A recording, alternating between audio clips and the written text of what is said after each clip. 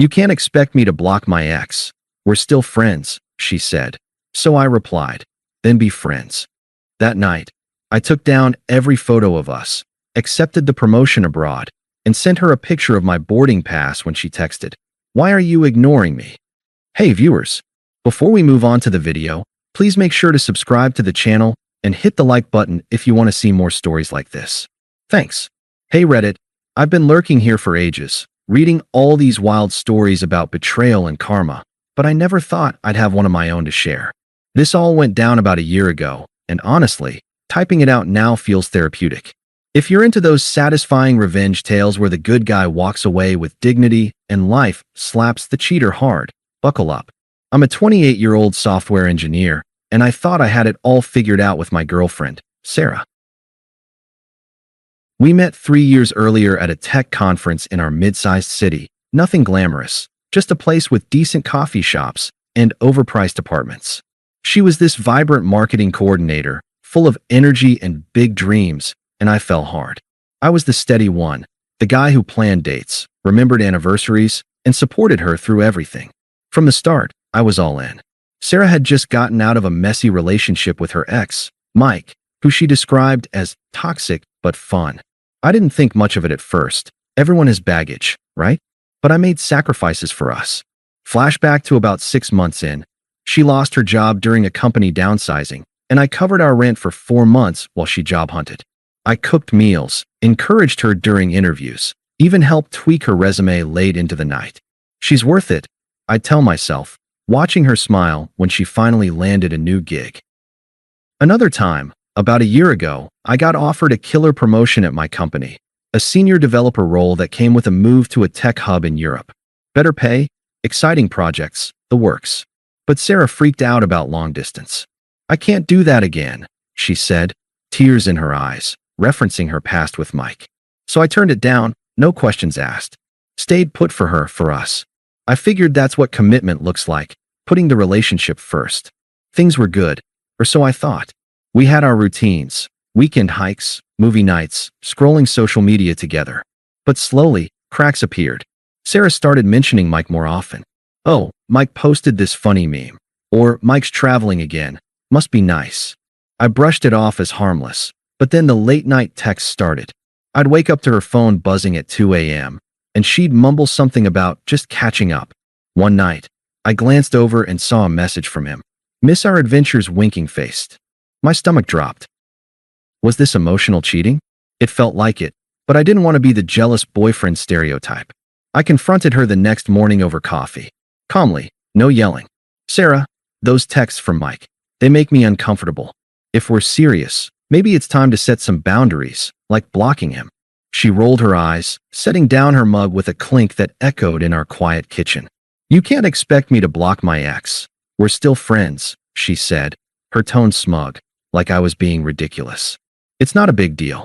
Mike and I have history, but it's platonic now. You're acting insecure, babe. If you trusted me, this wouldn't even be an issue." I sat there, staring at my coffee getting cold. Her words stung, dismissive, like my feelings were an annoyance. "Friends," I repeated, keeping my voice even. "If that's what you need, then be friends. No begging, no argument." I just nodded and excused myself to work. Inside, though, it hit hard. History? Platonic? I'd given up opportunities for her, and here she was, prioritizing some ex who'd dumped her years ago. But I didn't push. That was my mistake, or maybe my saving grace. The rest of the day dragged. At work, I buried myself in code, but my mind wandered. Flashback to last Christmas. I'd surprised her with tickets to a concert she'd been dying to see, even though it meant dipping into savings. She'd hug me tight, whispering, "You're the best." Now, it felt like I was just convenient. By evening, I knew something had to change, but I wasn't going to make a scene. Dignity, right? That confrontation lingered like a bad hangover. For the next few days, Sarah acted like nothing happened.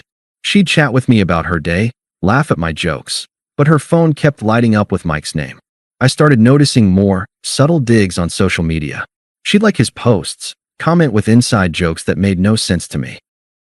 One evening, I saw a story she posted, a throwback photo of her and Mike at some beach, captioned, Good times with old friends waterwave hashtag nostalgia. It got likes from our mutual friends, and a couple even commented, "You two were cute." My chest tightened. Was I paranoid, or was this straight up disrespect? Emotional abandonment, making me feel like a backup while she flirted with the past. I didn't confront her again right away. Instead, I let it breathe, sitting with the confusion. Nights alone on the couch, pretending to watch TV while my mind raced. Why am I tolerating this? I've been loyal, committed, turned down that Europe job twice now because she said it would ruin us. Flashback to the second offer, just 3 months ago. The company emailed again, sweetening the deal with relocation assistance. Sarah had pouted. But what about our life here? Mike always said long distance kills relationships. There it was again. Mike is the expert. I'd reassured her. We'll make it work here. Sacrificed my growth for her comfort. Now, staring at that beach photo, it felt unfair. Undeserved. Like I was pouring into a cup with a hole in it. A week later, things escalated. I came home from work to find her on the phone, giggling. She hung up quickly when she saw me. "Who was that?" I asked, casual as I could manage. "Just Mike," she said, waving it off. "He's going through a rough patch. Needs a friend." That night, we had the talk. She initiated it, sitting me down on the couch with that serious look. "Look, I've been thinking," she started, her voice steady, almost rehearsed. "I need space. Mike understands parts of me that, well, you don't. You're great, but you're so settled, so predictable. I don't want to hurt you, but this friendship with him, it's harmless, and if you can't handle it, maybe we're not right." I leaned back, processing her words. Excuses piled up. "It's not cheating, we're just talking. You're making it weird by being jealous." Twisted logic followed. "If you really loved me, you'd trust that Mike's just a friend. Blocking him would be controlling, and I won't live like that. I deserve someone who lets me be free." She said it all with this smug edge, like she'd already won the argument in her head. Dismissive, as if my 3 years of commitment were footnotes. "So what now?" I asked, my tone flat. She shrugged. "I think we should take a break. See where things go." No tears from her, just that casual cruelty. I nodded slowly. "I get it. Do what you need." No emotional outburst, no pleading. I stood up, grabbed my laptop, and went to the bedroom. She looked surprised, like she expected me to fight. But I was done. That night, while she slept, I made my move. First, I logged into social media and took down every photo of us. Hundreds of them, from vacations to lazy Sundays. It felt like erasing a chapter, but it was liberating. No more pretending, I thought. Then, I emailed my boss. I'm accepting the promotion. Ready to relocate ASAP. They'd kept the offer open. Thank God. By morning, I had a start date in 2 weeks, a fresh life in that European tech hub, with a salary bump that would change everything. The next day, Sarah noticed the photos gone. "What's this about?" she texted while I was at work. I didn't reply. More texts came. "Why are you ignoring me?" I waited until evening, then sent one thing. A photo of my boarding pass for the flight out. No words, just that. She blew up my phone, calls, voicemails, but I let them ring. Detached. Disappeared, in a way. It wasn't revenge, it was self-preservation. For the first week abroad, I focused on settling in. New apartment with a view of cobblestone streets. Team lunches with colleagues from around the world. But the silence from home let the unfairness sink in deeper. Mutual friends messaged, "Dude, you overreacted. It was just friends." One even said, "Sarah's hurt. You left without a fight." I ignored most, but it stung. Hurt. She discarded me like yesterday's news. Confusion turned to clarity in those quiet moments. I'd been mistreated, manipulated into feeling like the villain for wanting boundaries. But now, free from it, I started breathing easier. Those first weeks in Europe were a mix of jet lag and revelation. I threw myself into the new job, leading a team on AI projects that actually challenged me, unlike the routine stuff back home. The city was alive, cafes spilling on its sidewalks, historic buildings mixed with sleek tech offices. I rented a small apartment with a balcony overlooking a river, and for the first time in years, I felt light. No more walking on eggshells, wondering if Sarah's phone would buzz with Mike's name. But I didn't rush into celebrating. I let the betrayal simmer, processing it in quiet moments. Walks along the water at dusk, where I'd replay her words. You're so settled, so predictable. It hurt, yeah? I'd been loyal to a fault, putting her first, only to be discarded like an old app update. Confusion lingered. Was I too boring? Did I deserve this? But slowly, it faded into acceptance. This wasn't my fault. It was her choice. I blocked Sarah on everything that first night, but mutual friends kept the updates coming, at least initially. A guy from our old circle, Tom, messaged, "Hey man, Sarah's saying you ghosted her out of nowhere. That's cold." Another, Emily, "She's really upset. It was just friends with Mike. Give her a break." Their words were unpleasant, laced with that toxic loyalty to her version of events.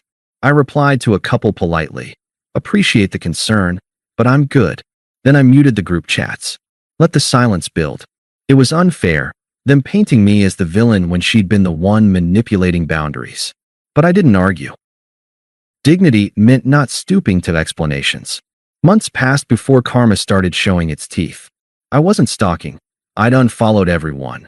But snippets trickled in through unavoidable overlaps, like a shared Spotify playlist or LinkedIn connections. First, Sarah's social media went quiet, then exploded with vague posts. Sometimes people aren't who you think pensive-faced. Turned out Mike wasn't the fun friend she'd sold him as. From what I pieced together via a neutral acquaintance's DM, he'd been using her, borrowing money for his adventures, crashing at her place, our old apartment, and flirting with others behind her back. Then it got ugly. A public blow-up. Mike posted a rant calling her clingy and broke, exposing their friendship as a full-blown affair. He'd been unstable all along, job hopping, temper issues, and once he drained her savings on a failed business idea, he ghosted her. Dumped her via text, just like she'd essentially done to me. Sarah unraveled fast. Lost her job, too distracted, showing up late after nights arguing with him. Friends distanced themselves when the truth surfaced. Even Tom admitted in a message, "Dude, we had no idea. Mike's a mess." She became isolated, posting desperate pleas for real friends online. Broke, too. Our shared lease ended, and she couldn't afford the rent alone, ending up crashing with her judgmental sister. It was ironic. She'd chased excitement with Mike, only to end up in the instability she'd feared with me. I didn't gloat, just observed from afar, focusing on my own rise. Gym sessions turned into a routine. I picked up language classes, even started dating casually. A colleague introduced me to Anna, a sharp designer who actually valued stability. This is what moving on feels like, I'd think, no longer vulnerable, just clear-headed and free. The middle of it all breathed slow. I sat with the unfairness during rainy afternoons in my apartment, sipping coffee and staring at the river. Flashback to our last trip together, a weekend getaway I'd planned, surprising her with her favorite wine. She'd been on her phone half the time, texting Mike. Now, that memory didn't sting, it taught. I'd been mistreated, yes, but it pushed me here, to a life I wouldn't trade. Her attempt started small, about 3 months in. A text from an unknown number, her sister's phone. I later realized, "Hey, it's Sarah. Can we talk? I miss us." I didn't respond. Then voicemails. "Please," I was stupid. Mike meant nothing. Progressively desperate, showing her hypocrisy. Friends got involved, their messages unpleasant and pushy. Emily emailed, "You're being immature. Sarah's going through hell. Least you could do is hear her out." Tom called, guilting, "Man, her family's worried. She's not eating right. Come on, for old time's sake." Toxic, like I owed her salvation after she'd dismissed me. The calls escalated. One night, my phone rang at 2 a.m. local time. Her, slurring slightly. "Why'd you leave like that?" "I needed space, not for you to vanish." I picked up once, curious more than anything. "Sarah," I said calmly, "what do you want?" Her voice cracked at first, apologetic. "I messed up. Mike, he was abusive, took everything. I see now how good you were. Please, let's try again. I can visit. I'll figure it out." Hypocrisy dripped. "You expected me to block him, but you blocked me? That's not fair." I stayed firm. "No sympathy. You made your choice. I'm not part of it anymore." She pushed, "But we had history. Don't you care?" "No," I replied evenly. Moved on. Click. That set her off. Next attempts turned angry, texts raging. "How dare you send a boarding pass and disappear? You're heartless. Her family piled on. A voicemail from her mom. Unpleasant and accusatory. You've destroyed her. She cries every night. Be a man and fix this. Her sister messaged. Sarah's desperate. Lost her job because of the stress you caused. Come back. Emotional shifts clear. Smug dismissal to begging to fury. Power reversing as she exposed her true colors. I blocked the new numbers, but she found ways. Email from a work address. Please, I'm alone now. Mike left me broke. Remember how you supported me before? I need that again. Desperation peaked in a long message. I'll change, block everyone. Just talk to me. It revealed everything. Her twisted logic crumbling. Hypocrisy in begging for what she'd refused to give. But I felt nothing. No care for her well-being, just indifference. My life was full. Promotion led to a raise. Anna and I were getting serious. Weekends exploring new cities. Her pleas were noise from a past echo. The final nail came at our mutual friend Lisa's wedding. Virtual, thank God. A Zoom affair due to her family spread out. I logged in from my balcony, suit jacket over a t-shirt, Anna off-camera prepping dinner. Sarah appeared in the grid, uninvited apparently. Lisa must have added her last minute. She looked rough, hair unkempt, background a cluttered room at her sister's. Contrast hit hard. Me thriving, her desperate. Post-ceremony, chats buzzed. I mentioned casually in the group. Congrats, Lisa. Loving life over here. New projects, new adventures with my girlfriend. Sarah private messaged immediately. Girlfriend? Wait, we need to talk. Please. She requested a breakout room. Curiosity won, so I joined. Her face filled the screen, eyes red. I can't believe you're with someone else already. Mike destroyed me. He was unstable, took my money, even hit me once. I'm isolated, broke. But seeing you like this, I realize what I lost. Come back. I'll move there. I leaned back, calm. Sarah, you wanted friends with your ex? I wanted peace, found it here. Mirroring her logic. You said I was predictable, controlling for wanting boundaries. Now you're begging? That's not my story anymore. Firm, no sympathy. You're irrelevant to my happiness. I've built something real, upgraded, without the drama. She teared up, desperate. But I love you. Don't do this. Chapter closed, I said definitively. Handle your choices. I left the room, blocked her Zoom ID. Power flipped, she'd been smug, now powerless. Me? Emotionally free, vanished from her life like I'd never been central. Reddit, karma's poetic. I'm thriving. She's not my concern. If you're in something similar, walk away with dignity. It pays off. Thanks for watching. Make sure to subscribe to the channel and hit the like button. What do you think about this story? Share it in the comments.